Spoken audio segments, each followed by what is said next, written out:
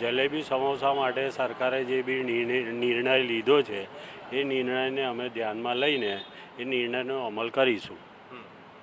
ધન્યવાદ. પણ આમાં એવું લાગે છે ખરું કે વધુ પડતું સુગર કે ફેટ જતું હોય છે? ના ના ના, લિમિટેડ જ હોય, એમાંથી કોઈ નુકસાન થાય નહીં. સિગરેટ બીડીની એ વસ્તુ જ આખી અલગ છે. સિગરેટ બીડીવાળી અલગ છે, આ ખાદ્યમાં આવે છે, એટલે આનાથી બહુ નુકસાન થાય નહીં. પણ ગવર્મેન્ટે જે નિર્ણય લીધો છે એ અમે ધ્યાનમાં લઈને અમલ કરીશું. હજુ તો નિર્ણય આવ્યો નથી આવવાનો. આ જ્યારે બી એ નિર્ણય આવશે ત્યારે અમે એનો અમલ કરીશું. શું નામ તમારું?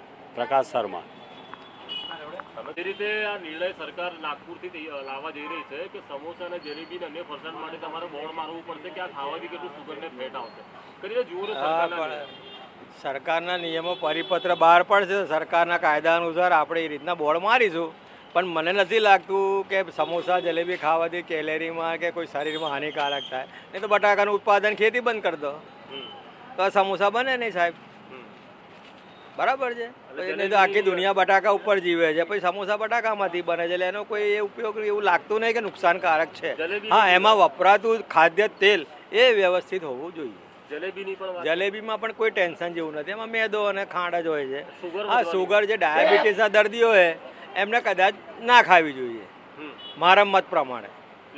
હા, એવું બોર્ડ સરકારના પરિપત્ર બહાર પડશે તો આપણે મારીશું. સરકાર વાળ જોડે તૈયાર છે, એના વિરોધમાં જવા તો આપણે કોઈ એગ્રી છે જ નહીં. ગોપાલભાઈ શાહ, ઓનર. બોર્ડ એવું મારવું પડશે ત્યાં તમે સમોસા અને જલેબી જે ખાઈ રહ્યા છો એમાંથી કેટલી કેલેરી આવે છે, એટલે સુગર અને ફેટ પેલું જશે કે હા કોને ખબર પડે. જે પ્રકારે સરકાર આવા નિર્ણયો લાવી રહી છે, એક પ્રકારે એવું કહી શકાય કે ભાઈ આરોગ્યની દ્રષ્ટિએ લોકોને એક પ્રકારની ચેતવણી મળે કે આની અંદર આટલી કેલરી છે અને આની અંદરથી તમને આ તકલીફો થઈ શકે છે. એ વાત સારી છે, પણ એનો ઇમ્પ્લિમેન્ટેશનનો જે વિષય છે એ ઇમ્પ્લિમેન્ટેશન કેટલું થશે, કેવી રીતે કરશે, એની માટે કઈ મશીનરી છે, કઈ યોજના બનાવી છે સરકારે, એ મહત્ત્વનું છે. કેમ કે સરકારના પરિપત્રો ઘણા બધા પડે છે, એ સારા પણ હોય છે, આવકારવા લાયક હોય છે, પણ છેલ્લે જે અંતે જે એનું પરિણામ હોય છે એ ખૂબ સારું હોતું નથી. એટલે સરકારે આના પાછળ મશીનરી ગોઠવીને આનું ઇમ્પ્લિમેન્ટેશન કરવું જોઈએ. અને બીજી બધી બાબતો પણ હોય છે ખાદ્ય પદાર્થોમાં, જેવું કે એનું તેલ છે કે એનું જે મટીરિયલ વપરાય છે, એ બધી પણ વિષય છે. તમે કેલરી કોઈ વસ્તુની માપશો કેવી રીતે?